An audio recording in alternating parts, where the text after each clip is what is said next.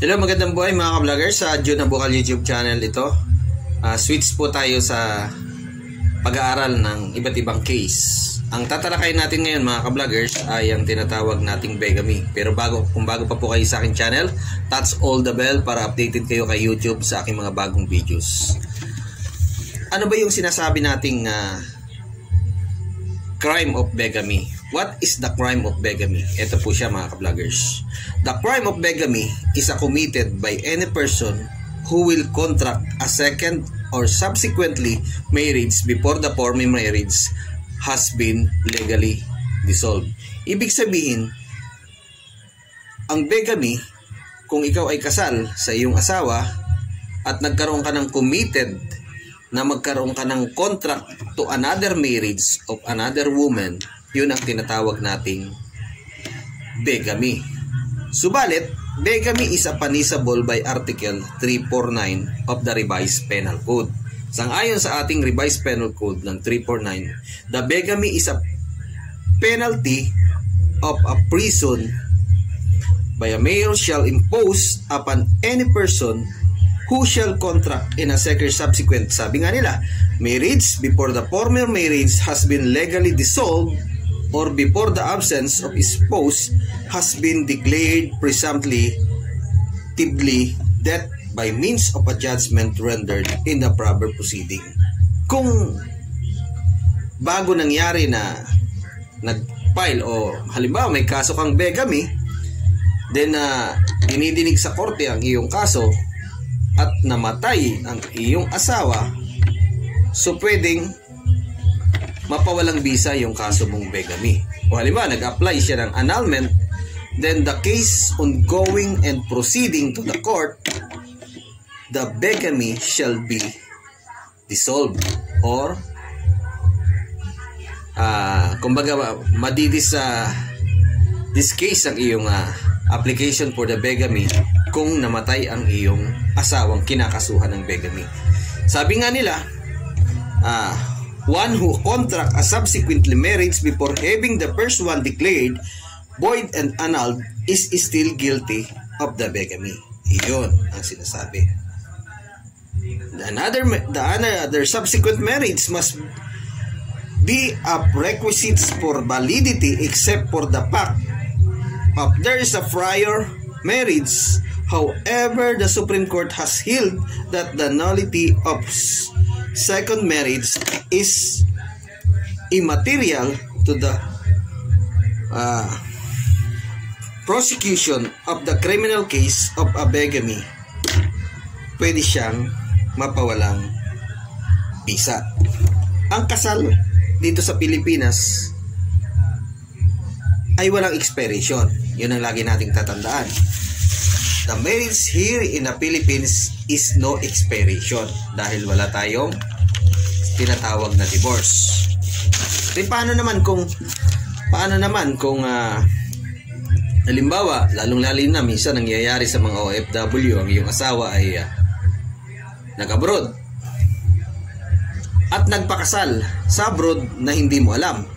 Then, merong nakapagbalita sa at nalaman mo na ikinasal uli siya sa iba, kahit na kasal kayo dito, the bigamy is ongoing proceeding. Ibig sabihin, yung kasal mo rito ay valid.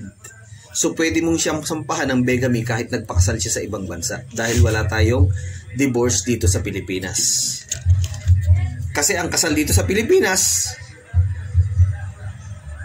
ay hindi ka pwedeng makipagrelasyon kahit kanino kung kasal ka dito sa Pilipinas. Nangyayari nga lamang dito sa atin dahil dito sa Pilipinas, kalimitan, lalong-lalo na sa tinatawag nating sa urban o may hirap na pamilya o sa probinsya, minsan nangyayari yung asawa niya nakikipagrelasyon sa iba, hindi nagkakaroon ng case dahil nga kasi kung magkakaso ka gastos, lalo na kung wala kang pansuporta sa iyong case, eh pag-aatid ka ng hearing, alam nyo naman na napakatagal bago madesisyon na ng korte.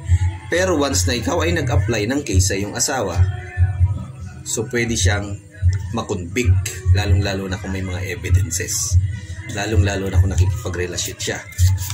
Dahil nga ikaw ay kasal, yun ay batas na nandito sa Pilipinas na walang expiration. So pwede mong sampahan ng kaso ang iyong asawa. Ilang taon ba dapat mapawalang bisa ang kasal dito sa Pilipinas? Sabi ko nga, dito sa Pilipinas ay walang divorce. Kahit na ikaw ay kasal ng 10 taon, hiwalay ka ng 10 taon, 5 taon o 50 taon, ikaw ay mananatiling kasal sa iyong asawa. The marriage is still contract and have no expiration. Maliban na lamang na pwede kayong mag-file ng tinatawag nating legal separation. Yung tinatawag nating legal separation, ito yung paghahati-hati ng mga karapatan. Karapatan sa asawa, karapatan sa mga ari-arian, karapatan sa mga anak. So pwede kayong mag-file ng legal separation. Halimbawa, meron kayong negosyo, so pwede kayong mag-usap kung sino ang magiging presidente, kung sino magmamanage ng iyong negosyo, kung maghahati kayo sa kanyang kayamanan, sa inyong mga naipundar, yun ang pwede nating gawin. Kung kayo ay matagal nang hiwalay, magkaroon kayo ng legal separation sa mga ari-arian. Then, tinatawag natin itong judicial separation ng inyong mga property. Dahil ang kasal ay hindi napapawalang bisa dito sa Pilipinas hanggat buhay ang iyong asawa. Maliban na lang kung mag-file ka ng legal annulment. Pero ito ay napakahabang proseso. So magkakaroon kayo ng mahabang proseso at magastos. So tatalakayin natin yan sa mga susunod nating videos. Halimbawa mga ka-vloggers, yung asawa mo ay nagpaalam sa'yo. So, pumunta siya sa ibang lugar at merong mga patotoo na talaga siya ay umalis at nagpaalam. Halimbawa, uuwi siya ng probinsya o pupunta siya ng Manila maghahanap ng trabaho. Then the case of your husband or your wife na bigla siyang naglaho at walang paramdam o sa palagay mo ay may masamang nangyari sa kanya, lalong-lalo na yung mga sinabi natin uuwi ng probinsya. Minsan may nagpo-post sa Facebook na kanyang asawa ay uuwi ng probinsya, hindi nakarating, so missing siya. 1 year to 4 years na nangyari ang case na ito, na hindi na talaga siya bumalik at nawala na siya. So may possibility na siya ay namatay o naglaho o may nangyari sa kanya sa kanyang pagbibiyahe. So pwede tayong mag-apply ng tinatawag nating declaration of presumption of death, yung nawawala ang ating kapartner. So pwede kang magpakasal muli sa iba dahil nga missing na yung asawa mo at nag-file ka na ng presumption of death sa korte. So pwede kang magpakasal muli sa iyong asawa. Kaya lang, in the case na bigla siyang bumalik, halimbawa kasal ka na, meron ka ng pamilya, after a years ay bigla siya nagpakitang muli sa'yo,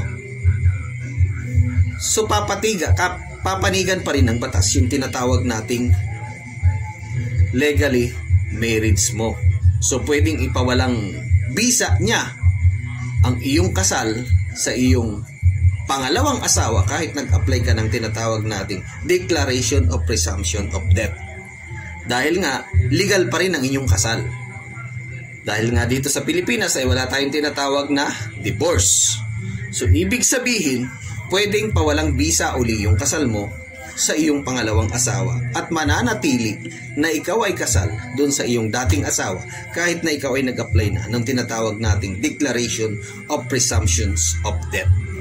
Sawa dahil bumalik na nga uli siya at merong mga nangyari sa kanya pala kaya siya nawala, pero bumalik siya at buhay, so pwedeng pawalang bisa sa korte ang iyong nasabing kasal. Basta lagi niyong tatandaan na wala pa tayong divorce dito sa Pilipinas. Kaya kung kasal ka, manatili kang tapat sa iyong asawa. Kung talagang hindi na kayo nagkakaintindihan, pwede kayong mag-file ng legal separation. Pero yung kasal ninyo ay pwede nyo i-apply ng annulment. Pero napakahabang case, mahaba, magastos at mahabang proseso. So tatalakayin uli natin sa ibang videos natin yan, mga ka-vloggers. Lalong-lalo na yung tinatawag nating adultery.